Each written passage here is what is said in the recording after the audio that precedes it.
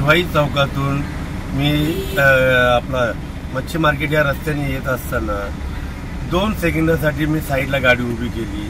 2 second गाडी उभी ही करण्याची इथे मुभा राहिली नाही, कारण फेरीवाल्यांनी इतका अतिक्रमण केला की फुटपाथ ही चालण्यासाठी ठेवलं नाही।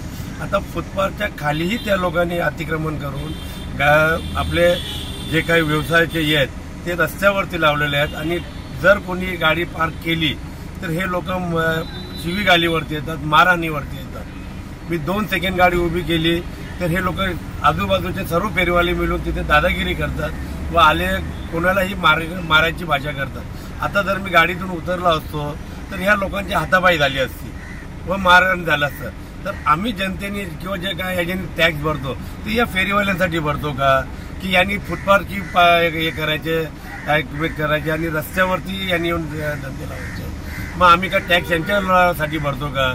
या संदर्भात आम्ही पोलीस स्टेशनलाही तक्रार देणार व महानगरपालिकेच्या आयुक्त यांच्याकडेही तक्रार रिसर करणार आहोत। 100 मीटर ही महानगरपालिकेच्या ह्याच्यात आहे, पण महानगरपालिका यांच्यावर कोणती ऍक्शन घेते काही समजत नाही।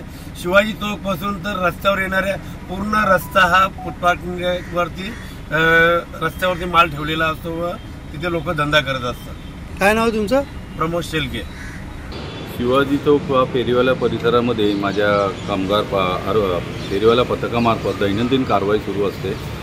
आम्ही बऱ्याचशा मोठ्या प्रमाणात त्यांचा माल जप्त करून ठेवलेला आहे गोडाऊनमध्ये आणि तो माल आम्ही सहजी परत देत नाही आहोत। नाशवंत माल हा आम्ही त्यांची विल्हेवाट लावतो आणि आता जी घटना आपण सांगितली ती आता प्रत्यक्ष जागेवर जाऊन पाहणी करून त्या फेरीवाल्यांवरती कठोर कारवाई करतो। कोणार्क, अपना शहर अपनी बातें।